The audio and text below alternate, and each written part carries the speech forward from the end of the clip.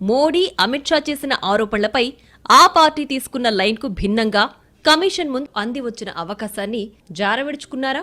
కాళేశ్వరం ప్రాజెక్టుపై అడ్డదిడ్డంగా చెబితే తాను ఇరుక్కుపోతానని భావించారా? దుమ్మెత్తిపోస్తోంది బీజేపీ. కాళేశ్వరం ప్రాజెక్టును, బరాజుల నిర్మాణాన్ని తప్పుపడుతుంటే ఈటెల రాజేందర్ మాత్రం కాళేశ్వరం ప్రాజెక్టంతా క్యాబినెట్ పెడితే కమిషన్ ముందు ఆయన ఈటెల తీరా కమిషన్ ముందు చెప్పినలను ముక్కు మీద వేలేసుకునేలా చేశాయి. రాజకీయాలలో ఆరోపణలు చాలా సులువుగా చేస్తారు, కానీ వాటిని అమలు చేసే ఉద్దేశం మాత్రం రాజకీయ నాయకులకు ఉండదు. ఆ చిత్తశుద్ధి అసలే ఉండదు. మీరు కావాలంటే చూడండి, మన ప్రధానమంత్రి విశ్వగురు మోడీ గారు, నరేంద్ర మోదీ గారు మరియు అమిత్ షా గారు కాళేశ్వరాన్ని చంద్రశేఖరరావు ఏటీఎంగా ఉపయోగించుకున్నారని చెప్పి ఆరోపణలు చేశారు, సాక్షాత్తు ప్రైమ్ మినిస్టర్ గారు. అదేవిధంగా చంద్రబాబు నాయుడును పోలవరంను ఏటీఎంగా వాడుకున్నారని వీళ్ళిద్దరూ ఆరోపణలు చేశారు.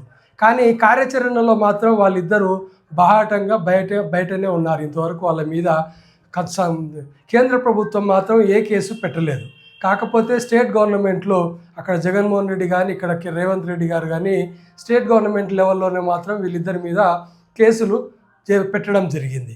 అంటే ఆరోపణలు మాత్రం భయంకరంగా చేస్తుంటారు, కానీ వాటిని నిజంగానే వాళ్ళు చేశారా, దొంగతనం లేదా, వాళ్ళు నిజంగానే నేరం చేశారా లేదా అనేది రుజువు చేయడానికి కావాల్సిన కార్యాచరణ మాత్రము మన రాజకీయ నాయకులు చేయరు.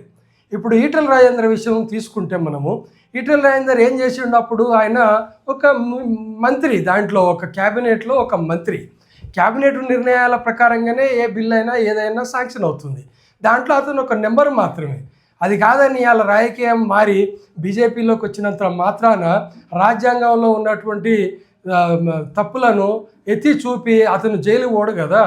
అంటే అతను చేసిన తప్ప ఒప్పు మనకు తెలియదు, అది కేబినెట్ నిర్ణయం. కానీ ఇప్పుడు బీజేపీ వాళ్ళు చెప్పడం ఏంటంటే చంద్రశేఖరరావుని ఎందుకు దోషిగా నిలబెడతలేరు అని చెప్తున్నారు. మరి అదే నరేంద్ర మోదీ గారు మరి 10 సంవత్సరాల నుంచి ఏం చేశారు? కాళేశ్వరం కడుతున్నప్పటి నుంచి అయినా ఏం చేశారు? అతని మీద ఆరోపణలు మాత్రమే చేస్తున్నారు, కానీ ఏదైనా కేసు పెట్టి కేసీఆర్ను లోపలేసారా? మరి ఇప్పుడు ఈటెల రాజేందర్ను మట్టుకు బీజేపీ ఎందుకు తప్పుపడుతుంది? తప్పుపట్టే ఆస్కారమే లేదు. ఈ టీవీ ఛానళ్ళలో ఇలా చూపిస్తుంటారు, సెల్ఫ్ గోల్ చేసుకున్నాడు రాజేందర్ అని. అది ఏమాత్రం నిజం